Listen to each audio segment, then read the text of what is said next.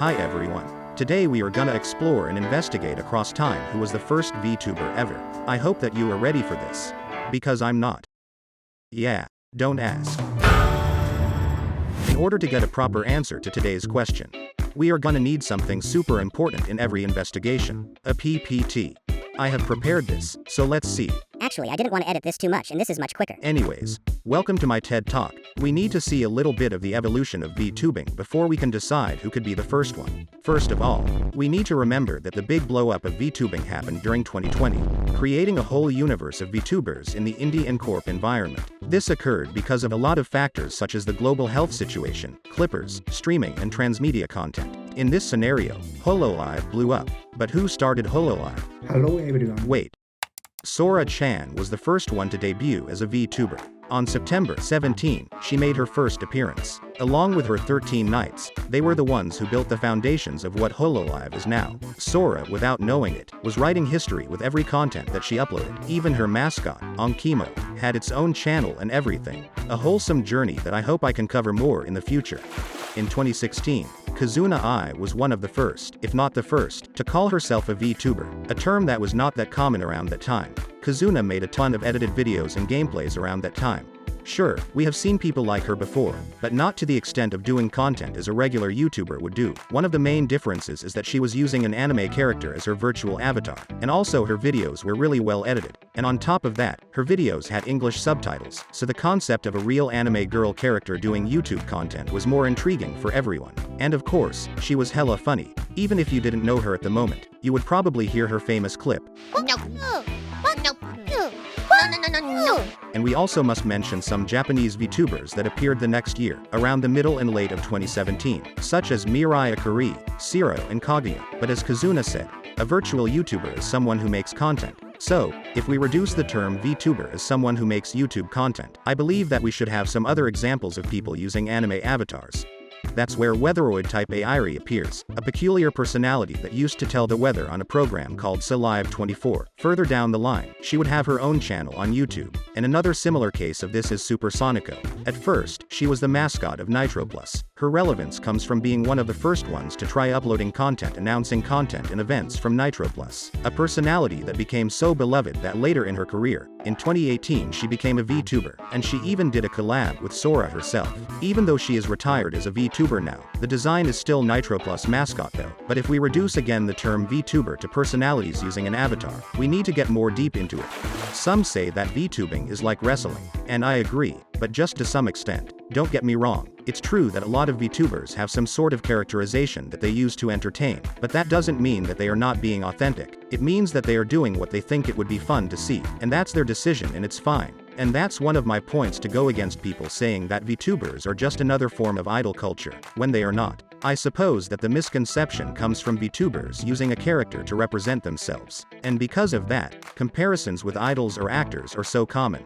And of course, HoloLive has been influenced by idol Japanese culture, and being one of the top VTuber agencies is something that has influenced a lot of VTubers around the world. But to be fair, CoverCorp originally was a tech company and we have seen them transitioning from trying the idol route to go into the entertainment industry. That at the same time, uses the perks of the idol culture like concerts, choreographies and songs or even merchandise. But this last one is something that a lot of really big content creators usually do. Apart from that, 90% of the time, the Holo members are treated more like content creators than anything. Of course some of them want to go the idol route, but that's their decision. So, saying that VTubers are just idols pretending a certain persona is just a plain generalization. Some of them just want to use an avatar to have fun and not worry about showing their real face. Basically, they all are standard streamers with anime avatars, and to reinforce that, we also have clearly seen a ton of VTubers that don't follow the same VTuber path. Some of them didn't even use the anime style for their avatar. So, VTubers are not idols.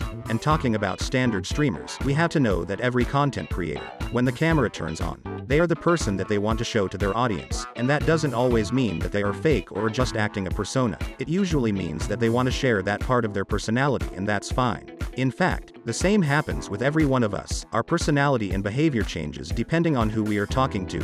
Yeah, some people change more dramatically than others, but the thing is that we change that in order to adapt to who we are talking to or if the social context requires that. And doing that is not the same that pretending to be another person, because that person is still you. It would be a different story if we were talking about someone acting in a hypocritical way. VTubers, as every other content creator or entertainer, can and would change the way they talk to their audiences compared to their real-life self.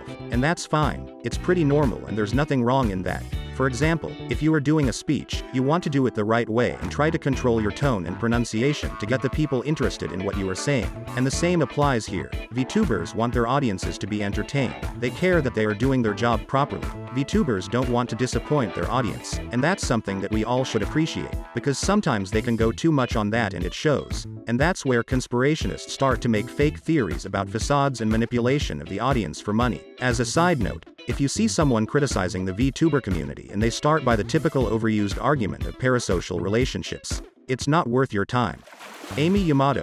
The thing is that Amy Yamato started this a long time ago too, using a virtual avatar to represent herself. It's not exactly anime, but it has the style. She did and does a lot of videos in the form of vlogs, and she did this in 2011, 10 freaking years ago. Basically, she was being a VTuber without knowing it. What a visionary. And digging up more in this subject about visionaries, there's someone else, who probably didn't know that he was a VTuber back then in 2009.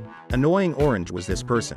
On October 9, 2009, someone using an orange as a virtual avatar. And then, he was using his own face and voice to bring his orange avatar to life.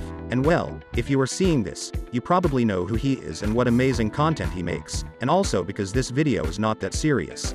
Anyways, we are missing someone.